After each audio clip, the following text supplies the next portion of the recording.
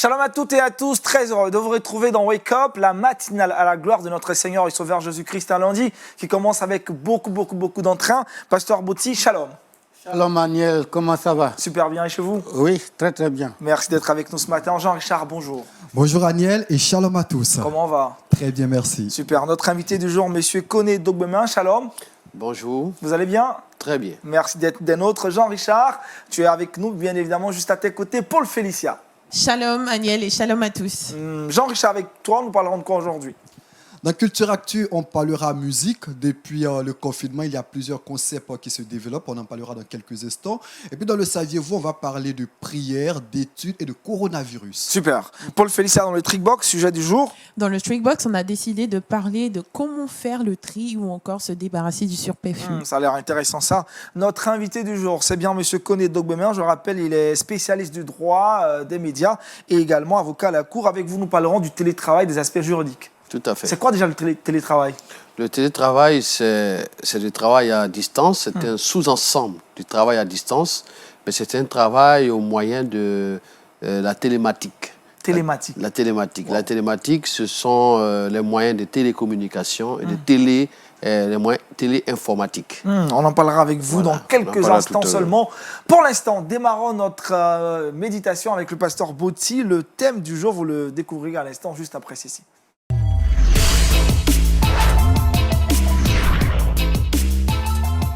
Pasteur, avec vous, nous parlons ce matin du divorce. Le divorce, un grand suicide spirituel. Exactement. Ah, allez-y. Merci.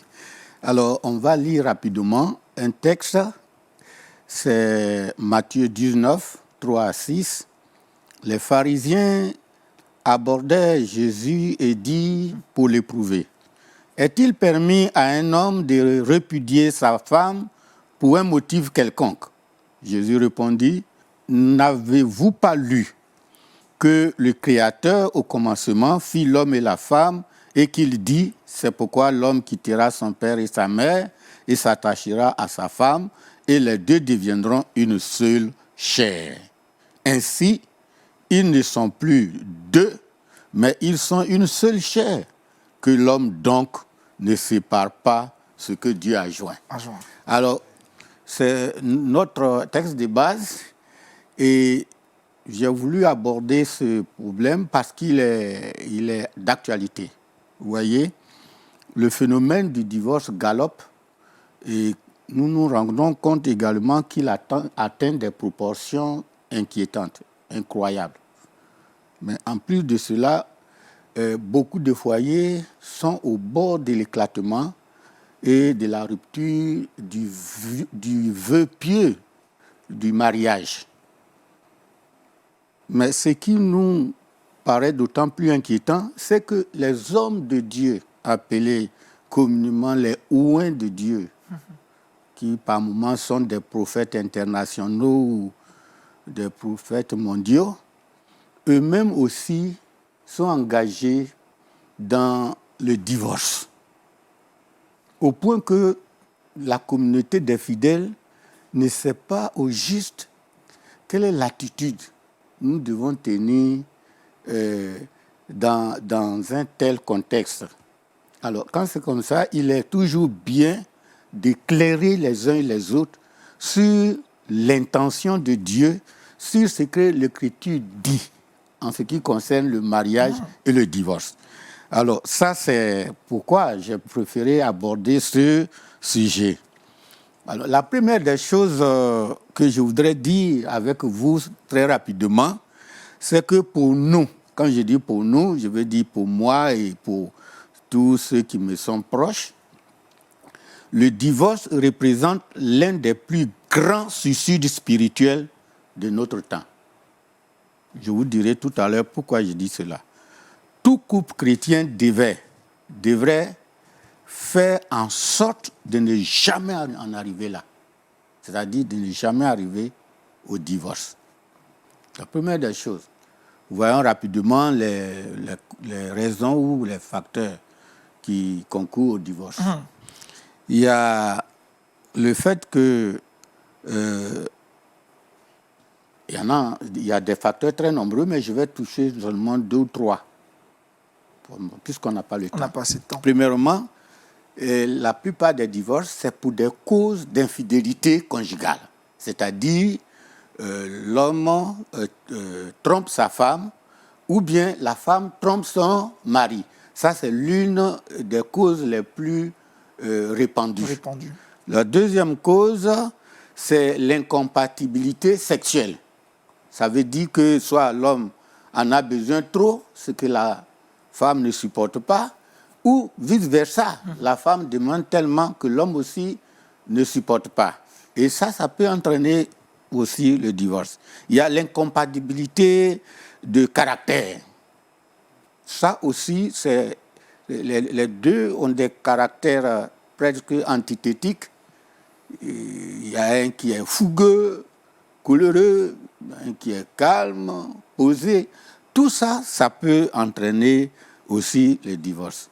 Mais je vais ajouter une cause aussi qui existe et qu'il ne faut pas négliger, c'est les difficultés matérielles et financières. Parce que quand les difficultés matérielles viennent dans le foyer, cela déstabilise le foyer. Et si les partenaires manquent de maturité, cela peut conduire au divorce. Ça, c'est ce que j'ai appelé les raisons sérieuses et solides. Avant d'aborder deux raisons fantaisistes, je peux dire que ces difficultés qui sont réelles et qui ne doivent pas être négligées peuvent être surmontées. Ces difficultés peuvent être surmontées au pied de la croix et dans la prière. Donc, ne devaient pas conduire au divorce. Maintenant, il y a des raisons fantaisistes. Ma femme pratique la sorcellerie. Ça, c'est ce qu'on entend souvent dans nos églises. Ma femme est sorcière. On entend ça très souvent. Alors, ça, j'appelle ça des raisons fantaisistes. Si votre femme est sorcière, il faut savoir que la sorcellerie, c'est un esprit. Et le Seigneur nous a donné le pouvoir de chasser les mauvais esprits, de marcher sur les serpents et sur les scorpions et sur toute la puissance de l'ennemi. Donc, vous devez aider votre femme à se débarrasser de cet esprit-là et non prescrire le divorce. Ça, c'est une... Ou alors, si vous ne pouvez pas négocier avec elle pour qu'elle ne vous mange pas à temps, c'est tout. C'est tout. L'autre raison, c'est ma femme est insoumise et ne me respecte pas. Ça aussi, ça ne peut pas être une cause de divorce. Votre femme peut être insoumise pendant un moment donné, mais si vous l'aidez dans la prière à comprendre la bénédiction qui est liée à sa soumission et au fait qu'il te respecte, ben, avec l'aide de Dieu, avec le secours du Saint-Esprit, elle va changer. Et ça, c'est des choses que nous avons vécues et que nous voulons recommander aux hommes de ne plus jamais aller au divorce parce que leur femme ne serait pas soumise ou bien ne les respecterait pas. Donc là encore, il n'y a pas une raison suffisante qui permette d'évoquer le divorce. Ceci étant, alors on va dire maintenant pourquoi il ne faut pas divorcer. Voilà. C'est quoi? C'est ce qui est important. C'est ce qui est important. Et c'est ce que Aniel attend. Ce que tout le monde attend, ça, hein, Pasteur. La première des choses, vous savez, le mariage, il y a 3 étapes. La première étape, c'est l'alliance entre les deux familles. Pendant cette étape, on parle de dot. La deuxième étape, c'est le sceau de l'autorité civile. Par exemple, la mairie. C'est-à-dire, c'est un témoignage devant les autorités que vous allez vous unir. Vous comprenez? Et puis souvent là, vous prenez un engagement. Et puis la troisième étape, c'est le sceau de l'Église, là où on vient donner la bénédiction. Lorsque nous avons franchi ces 3 étapes, alors il y a ce qu'on appelle la consommation du mariage. C'est-à-dire maintenant, les 2 partenaires peuvent se connaître sexuellement. Une fois le mariage est consommé, il n'y a pas de retour. Il n'y a pas d'issue. Ça, c'est la consommation qui valide le mariage. Oui. Si quelqu'un trompe une femme et il est impuissant, qu'ils même ont fait le mariage à la mairie et autres, et qu'arrivé là-bas, il ne peut pas accomplir l'acte de consommation, c'est un mariage nul. Il ne peut pas devenir une seule chair. Ah, super. Ça, c'est un menteur. Et c'est bien fait pour lui. Ce n'est pas un mariage. C'est un mariage nul. Il faut forcément la consommation du mariage. Bon, avant la consommation, on peut divorcer. Le divorce Il n'y a pas de problème. D'accord. Et souvent, les gens disent pour cause d'infidélité. Et c'est, je crois, dans le livre de Matthieu 1, verset 18, on dit Marie, sa mère, ayant été fiancée à Joseph, et puis on parle de Joseph, son époux. Vous savez, les gens transposent la culture hébraïque dans la culture africaine. Chez les Juifs, lorsque vous êtes fiancé, que vous ne vous êtes pas connu sexuellement, vous êtes appelé époux. Vous voyez, Marie était fiancée à Joseph. Mais la Bible dit Joseph, son époux. Parce que chez les Juifs, les fiançailles déjà constituent le mariage. À ce niveau-là, Joseph peut se séparer de Marie. Et c'est ce qu'il a entrepris. Parce que l'acte sexuel n'est pas encore consommé. Mais ça, c'est dans la culture juive. Et c'est ce que les gens transposent malencontreusement dans notre culture. Ce qui se fait chez les Juifs, c'est différent de chez nous. Donc, une fois eux, chez eux, ils sont fiancés, si l'un devient fidèle, ils peuvent rompre. Ils peuvent rompre. Mais vous allez vous rendre compte dans l'histoire de Judas, qui avait perdu ses 2 enfants, donc sa belle-fille est allée, et lui-même, elle s'est transformée un jour en prostituée. Mais quand Judas a couché avec elle, qu'elle devenait enceinte, il a réclamé quoi, qu'on brûle cette fille. Mais quand la fille a dit, bon, l'homme qui m'a donné ce bâton et ce cordon-là, c'est de lui que je suis tombée enceinte. Vous voyez, il n'a pas pu. Ça veut dire que chez les Juifs, déjà, même fiancés, vous étiez déjà considérés comme mari et femme. Vous voyez, c'est un peu différent de nos contextes aujourd'hui où on vit avec la femme, des années, on couche avec elle, et puis un beau jour, on dit elle est devenue sorcière. Alors que tu as déjà consommé une bonne partie de cette sorcellerie. Donc il faut continuer avec. Ça, c'est la première raison, Aniel. C'est la première raison. Je suis très au sérieux. Je suis aussi sérieux. La deuxième raison, le mariage est une alliance indissoluble dont Dieu est un témoin privilégié. Quand vous lisez le livre de Malachie 2, à partir du chapitre 2, le verset 14 dit ceci, et vous dites pourquoi? Parce que l'Éternel a été témoin entre toi et la femme de ta jeunesse, à laquelle tu es infidèle, ou bien qu'elle soit ta compagne et la femme de ton alliance. Les gens jouent. Le mariage, c'est une alliance. Vous voyez? Donc, on ne se dévait pas d'une alliance comme ça. Le mariage est une alliance et le témoin privilégié est Dieu lui-même. C'est la même chose aujourd'hui. Vous et moi, nous sommes dans une alliance avec Dieu. Mais nous commettons des infidélités. Vrai ou faux? Vrai. Est-ce que Dieu nous divorce? Dieu ne nous divorce pas. Nous péchons. Mais quand nous confessons nos péchés, qu'est-ce qu'il fait? Il nous pardonne. Il nous pardonne. Et l'apôtre Pierre a donné, le principe du pardon, 7 fois 70. Vous comprenez? Donc, pour être plus clair, nous ne pouvons pas divorcer une fois que nous entrions dans le mariage, nous consommons le mariage. Si votre femme est sorcière, est dès la sortie de la sorcellerie. Si elle est infidèle, est dès là.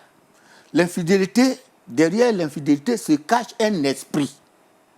Et c'est cet esprit qui la pousse à être infidèle. Or, l'amour ne cherche jamais son propre intérêt. Donc, si vous l'avez aimé, vous serez prêt à l'aider a sorti de là. Et ça va grandir. Et le dernier point, pour finir avec ce problème, mais j'allais oublier de vous dire que Jésus a été clair que quand un homme renvoie sa femme, il l'expose à quoi? À l'adultère. Mais Aniel, comment une femme qui est répudiée peut-elle encore être exposée à l'adultère? Ça veut dire que vous l'avez renvoyée, mais Dieu considère toujours votre alliance. Elle est votre femme. Vous pouvez l'exposer à un adultère permanent, mais elle est toujours votre femme. Tant que vous vivez, il y a une seule chose qui peut vous séparer, c'est la mort. Or, quand même, tu ne vas pas prier pour que l'autre meure afin que tu te maries. Ça, ce n'est pas bien. Donc, ça, je voulais. La dernière chose, c'est que Dieu est la répudiation. C'est ce qui est dit dans le livre de Malachie 2, 16. Car je hais la répudiation, dit l'Éternel, le Dieu des armées. Mais en tant qu'enfant de Dieu, en tant que oint, en tant que serviteur, ce que Dieu n'aime pas, nous aussi, nous ne devons pas aimer. Ce que Dieu déteste, automatiquement, nous devons détester. Oh, Dieu proclame fort, haut et fort. Je hais, c'est-à-dire je déteste au plus haut degré le divorce, la répudiation. Donc, nous comprenons bien que ce qui est important, c'est de savoir préparer le mariage. Parce qu'une fois vous y entrez, il n'y a plus d'issue. Il n'y a plus d'issue. Et c'est ce que l'Écriture dit. Même dans l'Ancien Testament, Jésus leur a dit, c'est à cause de la dureté de votre cœur, car il n'en était pas ainsi le commencement. Et l'Ancien Testament dit, si vous répudiez une femme, qu'elle va se marier, et puis le second mari la répudie, vous, le premier mari, vous ne pouvez plus aller vers elle. Pourquoi? Parce qu'elle a été souillée. Donc cette relation n'était qu'une souillure, même dans l'Ancien Testament. C'est pourquoi j'exhorte les couples à ne jamais aller au divorce. J'exhorte les hommes de Dieu, les prophètes, les évangélistes internationaux et même locaux aussi, à ne jamais aller au divorce. Parce qu'un serviteur de Dieu qui divorce, votre ministère est marqué à vie. Mais pasteur, il y a un verset dans la Bible qui parle d'adultère, qui donne même la possibilité à l'homme et à la femme de pouvoir même se séparer en cas d'adultère. Que dites-vous de ce verset? Oui, c'est ce que je viens de te dire, que dans le cas de la Bible, il s'agit d'adultère quand on est encore en fiançailles. Et je vous ai donné l'exemple de Marie. Joseph voulait se séparer d'elle, la divorcer. Pourtant, ils n'étaient pas encore mariés. Donc, dans la culture juive, ils étaient au niveau des fiançailles. Le divorce était encore possible parce que le mariage n'est pas consommé. Mais dans le cadre où nous sommes, c'est des gens qui ont vécu 1 an, 2 ans, 3 ans, même 10 ans. Et puis après, trouvent une astuce, veulent divorcer. Ça n'existe pas. Oui, la Bible condamne prenez ça. toute la Bible, ça n'existe pas. Pasteur, à ce niveau, quelle doit être la responsabilité de nos églises face au divorce perpétuel, même au sein de l'église?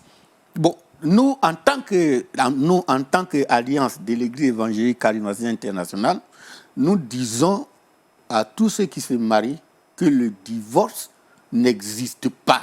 Donc, qu'ils fassent attention. Qu'ils fassent attention. Maintenant, tu peux divorcer. Ça t'a dit quoi? Vous allez voir les autorités, le pouvoir judiciaire, et puis vous divorcez. Nous, en tant qu'église, on prend acte. Mais on ne célébrera jamais ton mariage dans l'église. Jamais. Alors, quand c'est comme ça, si tu es très intelligent, trouve une autre église qui va te célébrer ça. Il n'y a pas de problème. D'accord, merci pasteur. Ça. Là, on a Voilà. épuisé le temps.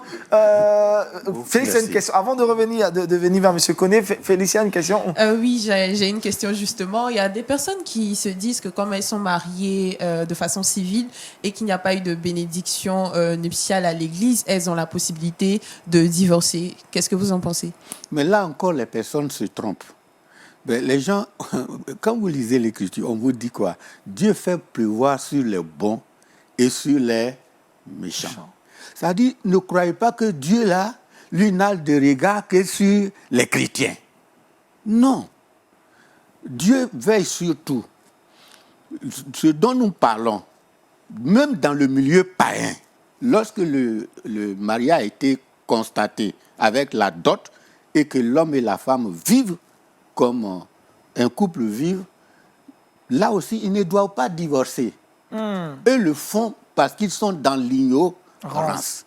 Donc, ce n'est pas le fait que vous êtes témoin, vous êtes allé à la mairie et que vous avez été marié, Dieu prend acte. Dieu est témoin de tout mariage. Même au niveau de la mairie, Dieu était présent quand il prenait l'engagement. Souvent même, ils disent pour le meilleur et pour le pire. Alors, le pire, là, ils croient que c'est quoi? C'est lorsque la femme est sorcière. Ça, c'est le pire. C'est quand monsieur est infidèle. C'est quand elle est infidèle. Quand madame Mais découche. on ne joue pas avec les mots. Donc, Dieu est un Dieu d'alliance. Vous voyez que Dieu est fidèle à son alliance. Malgré tout, il nous accueille. Parce qu'il ne peut pas régner l'alliance.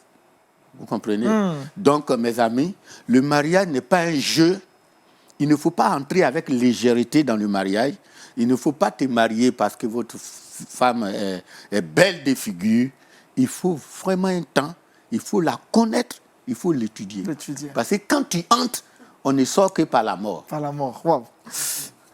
Monsieur Koné, vous qui êtes avocat, je suis sûr qu'on vous a plusieurs fois sollicité pour des cas de divorce, je pense, hein, vous pouvez me dire le contraire.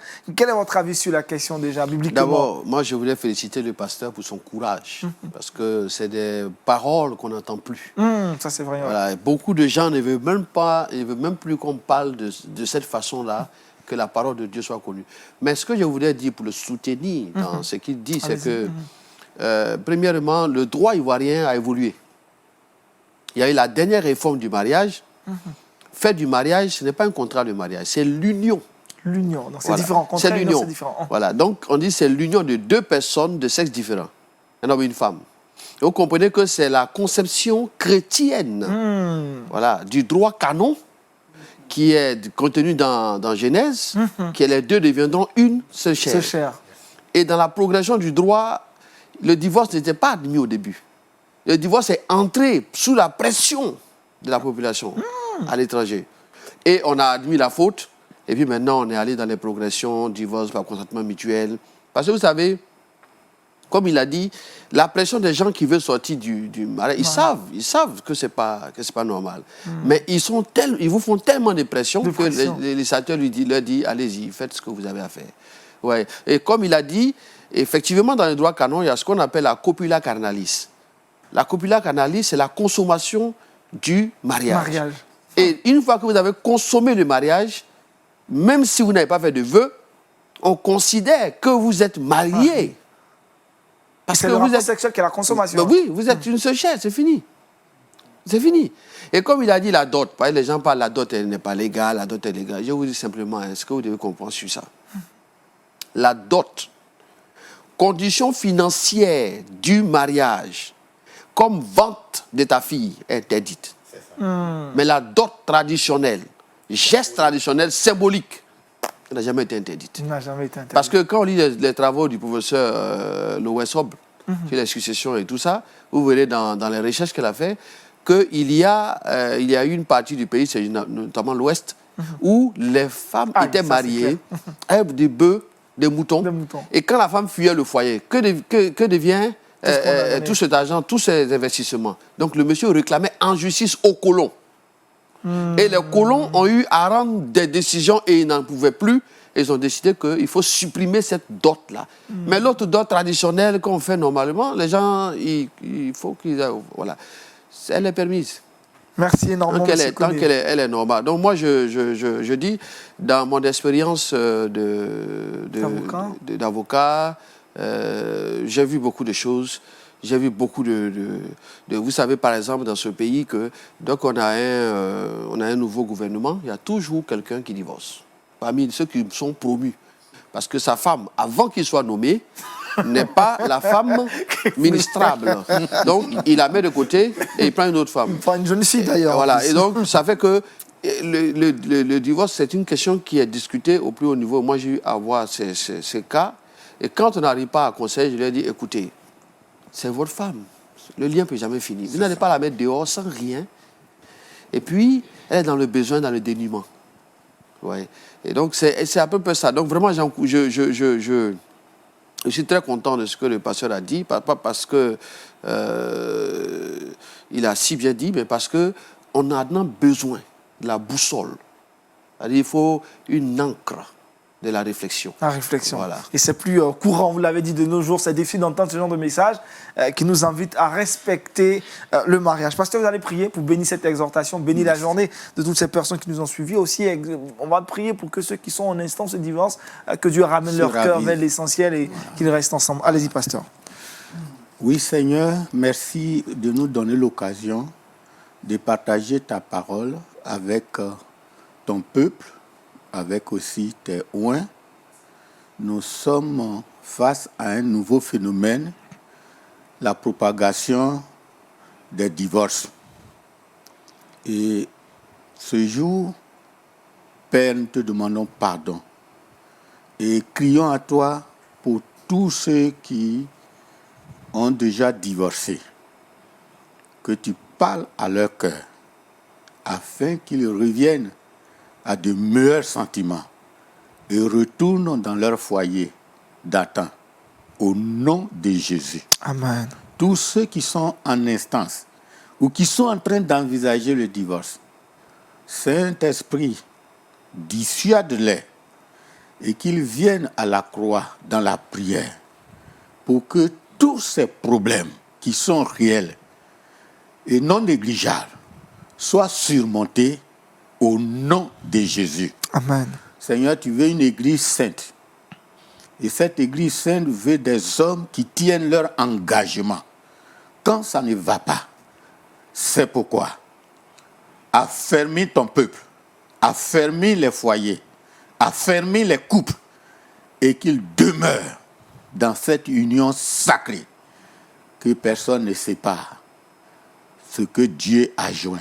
Ainsi soit-il. Merci Seigneur, au nom de Jésus-Christ. Amen. Amen. Merci au pasteur Botsi Luc, président de l'ASI, Alliance des Églises Évangéliques Charismatiques de Côte d'Ivoire. Progressons dans cette émission et retrouvons maintenant Jean-Richard dans Culture Actu.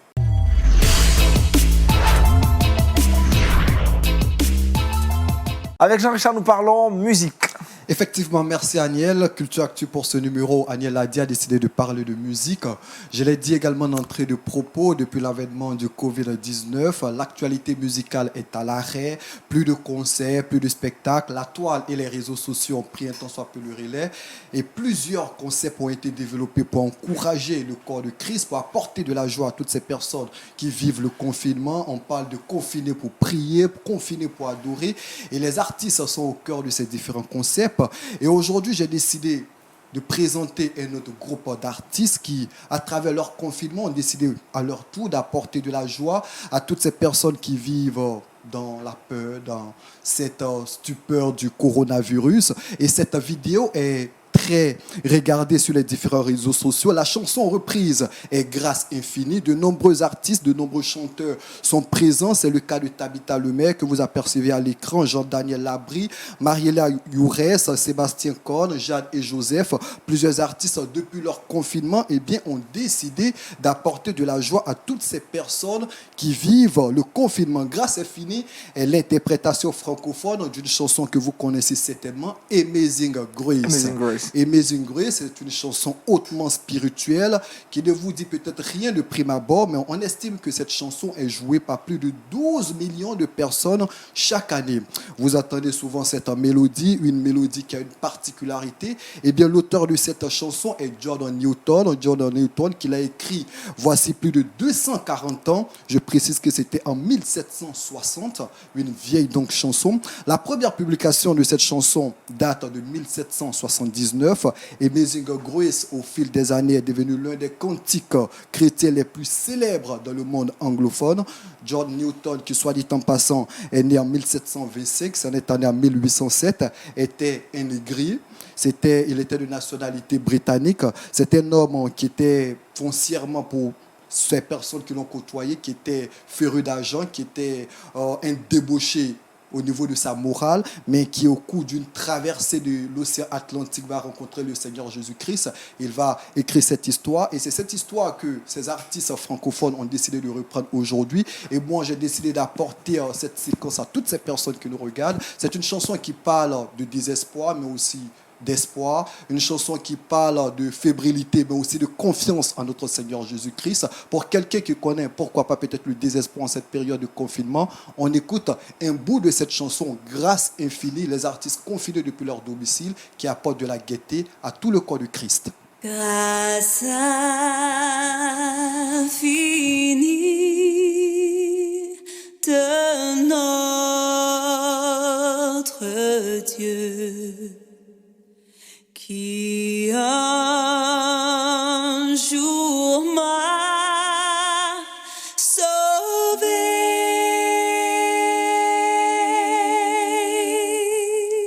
J'allais errant de lieu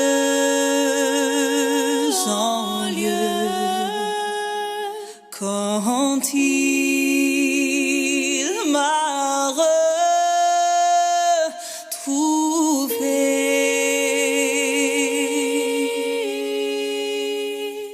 Ma vie fut complètement changée. Alors qu'en lui j'ai cru, depuis ce jour de tous les dangers, sa grâce m'a mes chaînes enfin sont enlevées. Mon Dieu, mon sauveur, m'a racheté de son pardon. Il m'envahit, amour divin, grâce Très belle chanson, Grâce infinie, d'un collectif d'artistes francophones. Jean-Richard, c'est le clip du mois sur LMTV. Effectivement, Grâce infinie, très belle chanson, un cantique écrit il y a plus de 240 ans aujourd'hui, mais qui apporte du réconfort à toutes ces personnes qui l'écoutent. C'est le nouveau concept qui a été développé depuis Nashville avec It Will With My Soul, ces artistes de Nashville qui ont entrepris depuis leur confinement d'apporter de la gaieté et depuis l'effet est domino à travers le monde, apporter de la gaieté à toutes ces personnes qui nous regardent à travers cette belle chanson de Jordan Newton écrite en 1760 et reprise dans une version française assez extraordinaire. J'espère que vous avez apprécié. On a tous apprécié. Monsieur Koné, un mot sur cette initiative des artistes chrétiens confinés qui apportent de la gaieté à travers la reprise de cette chanson. La louange et l'adoration n'ont pas de limite et n'en auront jamais. Ça, c'est clair. Notre Dieu est roi et un roi s'adore. Un roi s'adore. Pasteur, ils sont chez eux à la maison, ils ne sont pas inactifs, hein, ils ont décidé de pouvoir reprendre cette chanson. Oui, ça aide beaucoup le peuple de Dieu à être réconforté. Ça, c'est une très bonne chose. Mais encore, il faudrait que nous prions pour que ce confinement cesse. Ça, c'est clair, Voilà. ça va prendre fin. Et je voudrais dire vraiment merci au gouvernement qui a commencé à déconfiner à l'intérieur. Ça, déjà, c'est une très bonne chose. Voilà. C'est un déconfinement progressif dans plusieurs pays, en Allemagne, au Portugal, en Autriche, mais c'est annoncé pour le 15 mai à venir. C'est clair que dans tous les pays du monde, c'est envisageable en Israël. Et dans les mois à venir, on sera tous déconfinés. Oui. Et clairement, adorer le Seigneur comme on le faisait auparavant. Nous allons maintenant parler de droit avec notre invité du jour, parler plus précisément du télétravail, de l'aspect juridique. C'est maintenant dans l'invité du Wake Up.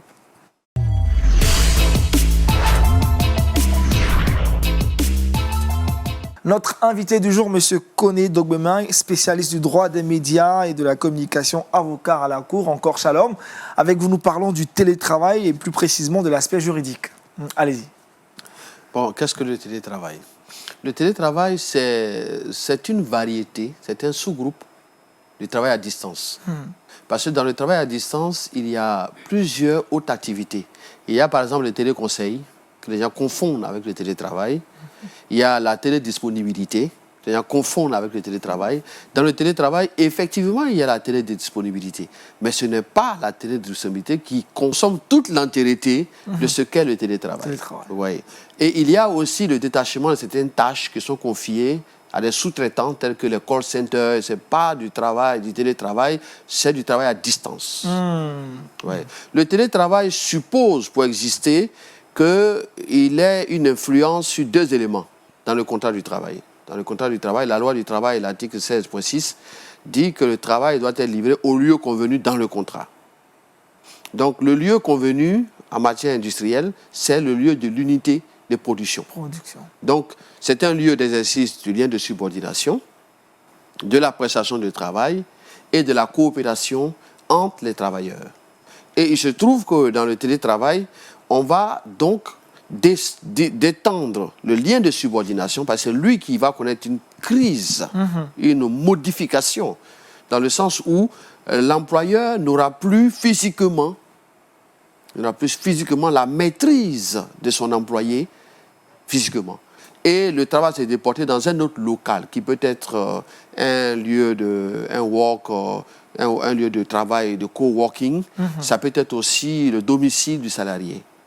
Et donc, la question qui va se poser, c'est ce salarié, est-il salarié ou travailleur indépendant? Parce que ce qu'il faut retenir sur ce point, c'est que la définition du contrat de travail étant d'ordre public, le juge a un pouvoir d'ordre public de réqualification du contrat de travail. Ce n'est pas ce que vous écrivez dans le contrat qui s'impose au juge. Ce n'est pas ce que vous allez dire dans les lettres qui s'imposent au juge. Ce qui s'impose au juge, c'est le critère de savoir à qui appartient l'outil, l'instrument de télétravail. Quand vous travaillez chez vous ou dans l'espace de coworking, le matériel appartient à qui? Et puis, est-ce que vous êtes vraiment sous le lien de subordination? Cela signifie que le juge va regarder la durée horaire, l'enveloppe horaire que vous utilisez. Il va regarder est-ce qu'il y a le repos hebdomadaire respecté, parce que le télétravail va commencer à poser des problèmes pour le salarié qui va se voir bafoué souvent dans sa vie privée, dans ses droits habituels vont s'amenuiser et souvent disparaître. Donc, il a besoin de protection, parce que toutes les protections auxquelles il a droit, tels que par exemple l'inspecteur du travail de loi sociale, qui passe souvent dans les entreprises faire des contrôles, des vérifications surprises, ne pourra pas entrer dans le domicile, parce que le domicile est protégé par l'inviolabilité du domicile, qui est un principe d'ordre public. C'est la vie privée des gens.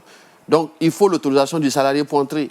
Mais est-ce que la femme du salarié, ses enfants, ses employés de maison peuvent être des témoins pour des questions comme l'accident de travail, comme par exemple le fait qu'il a effectivement travaillé? Ce sont des questions qui se posent. Vous voyez qu'il y a beaucoup de délicatesses qui entrent en ligne de compte. Or, notre instrument législatif n'a pas abordé la question de fond. Donc, des gens disent qu'il y a un vide. Il n'y a pas de vide. Il n'y a pas de vide parce que le droit du travail est d'ordre public et le droit du travail a posé des principes qui sont applicables. Et ces principes sont, premièrement, permettre que le travailleur il puisse avoir son temps de repos en cas, par exemple, d'accident de travail. Le travailleur avait une présomption. Lorsqu'il quitte sa maison pour aller dans le lieu de travail, sans se détourner de son trajet, s'il a un accident, c'est pris en compte par la CNPS. Mais il est à la maison, il tombe dans sa douche, par exemple. Comment faire la preuve que c'est un accident de travail? Il mâche une banane et il se fracture la jambe, mais il fracture aussi le bras de son épouse parce qu'il travaille au domicile. Est-ce que son épouse sera prise en compte par les institutions protectrices du salarié?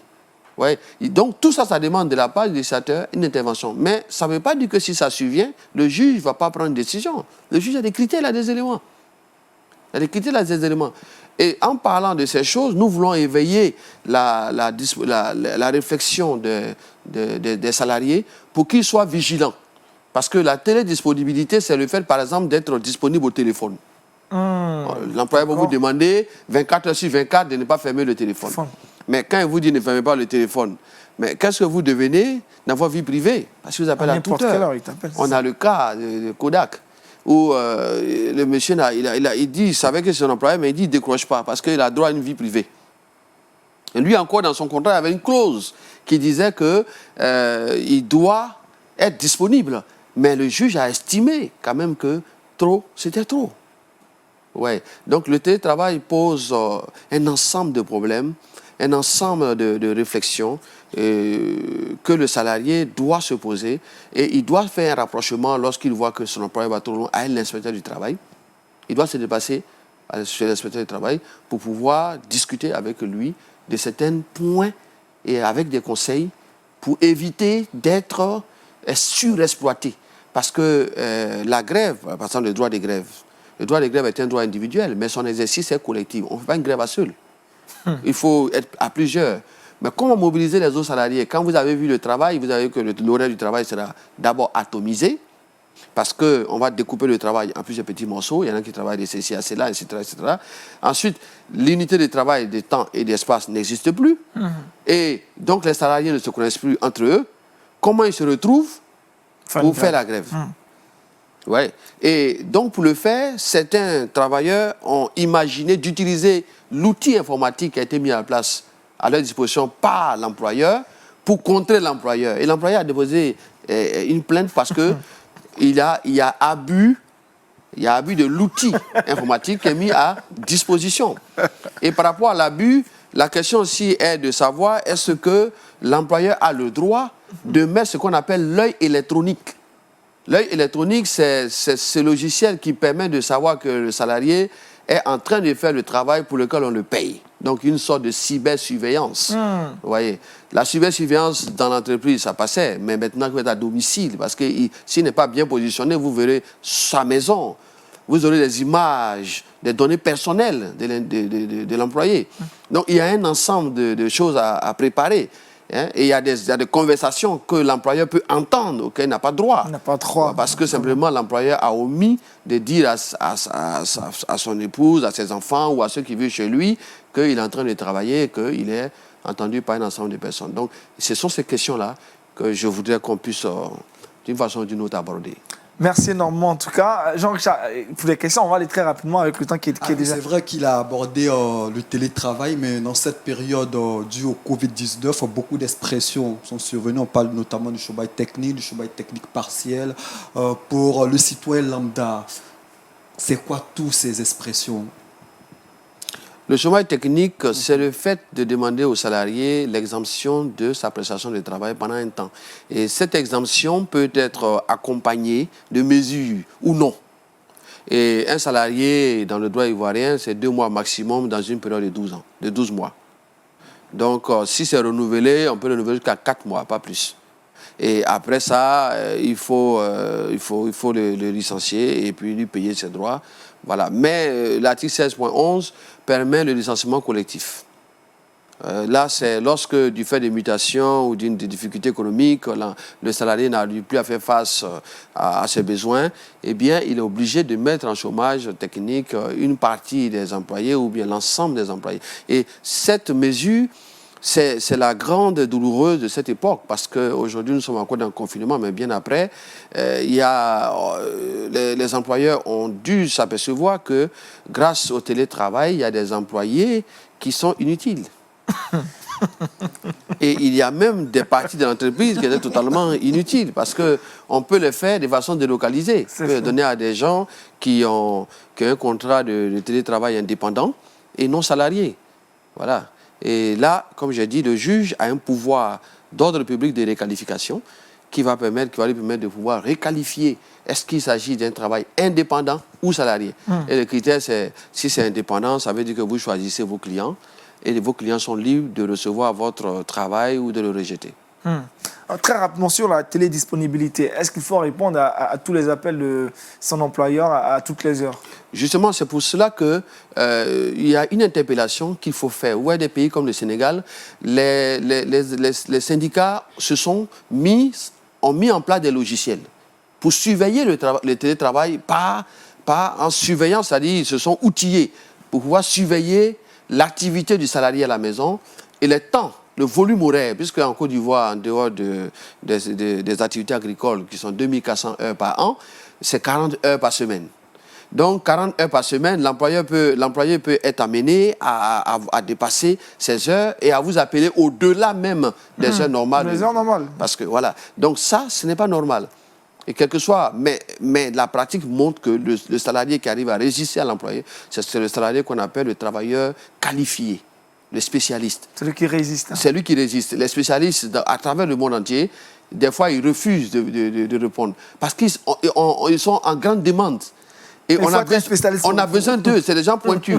Mais pour les autres salariés, ils sont des proies faciles. Et souvent, ils savent que leurs droits sont piétinés, mais ils ne peuvent pas parce que la demande est très forte.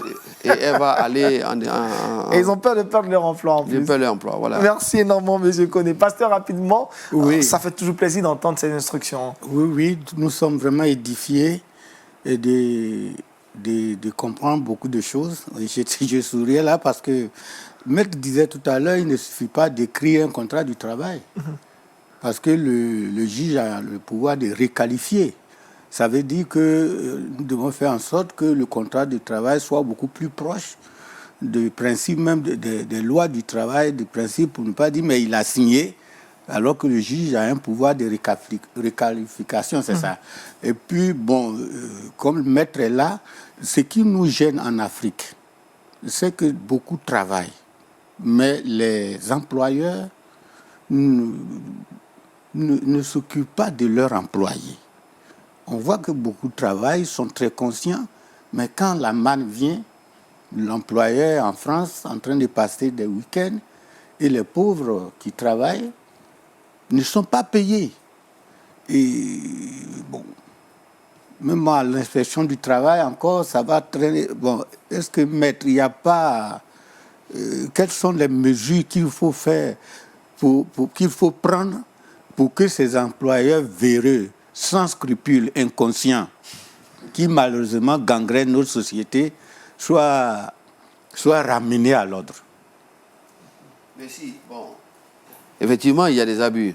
Mais que ce soit différents individuels ou différents collectifs, ce qu'on appelle les conflits individuels collectifs en matière de travail, le juge demeure la protection de l'employeur. Mais avant le juge, il y a la loi. La loi est en déséquilibre en faveur du salarié. Et le salarié, qui est le tribunal du travail, est en déséquilibre en faveur du salarié. Alors, en déséquilibre.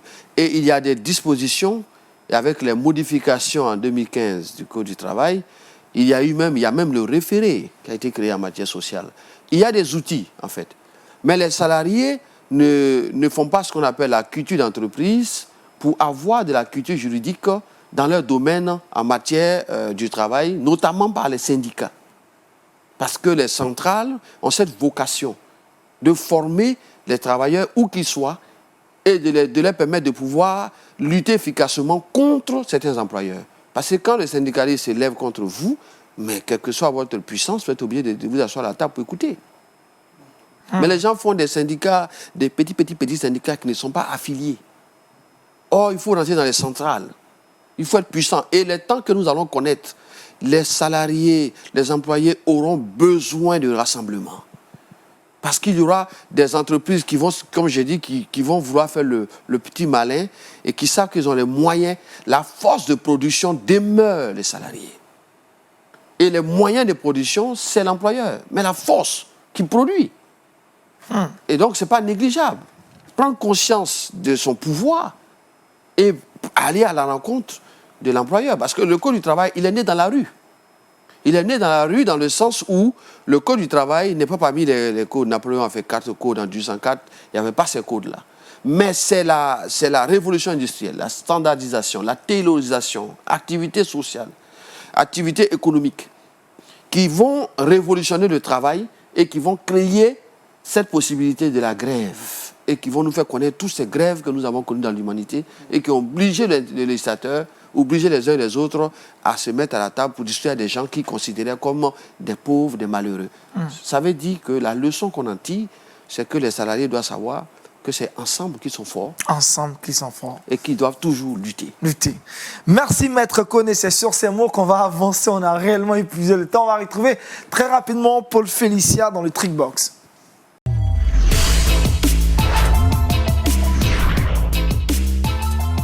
Avec Paul Félicia, on ne parlera pas du télétravail, mais cette fois-ci de comment se débarrasser du superflu à la maison. Exactement, tu l'as dit, on ne parlera pas de télétravail, mais on parlera encore une fois de cette période de confinement. Vous le savez tantôt, dans cette période, on a tous plus ou moins réévalué l'importance des choses, réévaluer nos priorités, et c'est le moment de pouvoir faire le tri à la maison, parce que quand les choses qui ne sont pas utiles s'accumulent autour de nous, il y a cette pression-là psychologique aussi qui s'abat sur nous. Donc la première des choses, c'est de prévoir la tâche dans notre emploi du temps. Ce qu'on va faire, c'est de programmer ce tri-là, en tout cas dans la semaine. C'est le lundi aujourd'hui, on prend une feuille de papier, on prend un stylo et on va établir un emploi du temps dans lequel on va insérer cette tâche-là à faire. La deuxième des choses, c'est de découvrir le moment de la journée où on peut être efficace pour ranger. On a parlé de télétravail, certainement que les uns et les autres sont occupés ou bien vous avez des tâches à faire. Autre que le rangement, il est important dans le programme que vous allez établir de pouvoir insérer le moment de la journée qui est plus propice au rangement. Et la troisième des choses, c'est la dernière, c'est de décomposer cette tâche-là en plusieurs petites tâches. C'est important lorsque la tâche est vraiment très grande de pouvoir la décomposer en plusieurs petites tâches pour pouvoir être efficace. Donc, je vous ai donné 3 petits éléments pour pouvoir favoriser le tri à la maison. Donc, c'est lundi aujourd'hui. Préparez-vous pour le week-end et pourquoi pas, vous aurez un environnement très propre. Merci Paul Félicia. Il faut le faire assez vite parce que bientôt, ça sera la fin du confinement. On va retrouver Jean-Richard dans le Saviez-vous, c'est maintenant.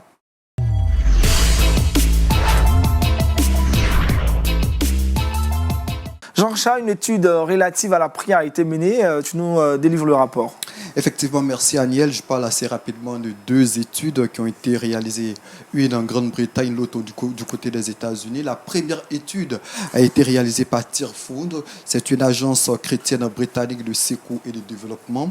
Et cette agence estime qu'au Royaume-Uni, depuis l'avènement du coronavirus, 44% des personnes interrogées ont déclaré avoir pris l'habitude de prier depuis cette période de confinement. 44% de personnes. L'enquête a également révélé que 45% des personnes interrogées ont dit qu'elles prient parce qu'elles croient en Dieu.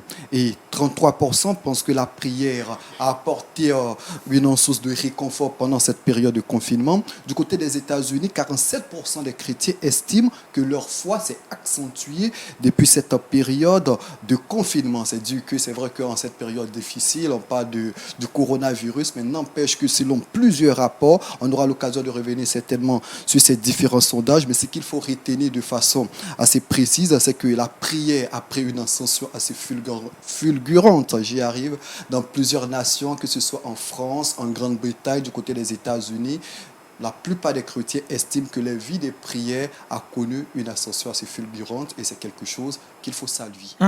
Note positive, Maître Koné. Belle note positive. Pour Oui. le confinement, les chrétiens se sont rapprochés encore plus de la prière. Oui, c'est une note positive. Je pense que prier, on ne peut pas vivre sans respirer. Il ne faut pas vivre aussi sans prier. Ouais, c'est bien, belle analogie. Il faut prier. Pasteur Roti, au moins vos chrétiens qui sont restés à la maison ne compteront plus toujours sur les prières du pasteur. Oui, je crois. Ils ne vont pas compter sur les prières du pasteur. Mais réellement, quand nous regardons dans nos maisons, le confinement a permis aux gens de voir plus de films, novelas. Plus de films. Vous avez mené une étude pour ça. Bon, Jean-Richard, il vous faut les rapports du pasteur. je suis un observateur. Quand il nous arrive d'aller ici, là, un peu, Vous voyez que nous voyons que à la place de la prière, les novelas battent vraiment le record. Donc, c'est vrai, j'entends souvent les gens dire avec le confinement, on a le temps de lire la Bible, d'étudier, mais réellement, ce qui se passe dans les maisons là, il il faut voir novelas d'abord.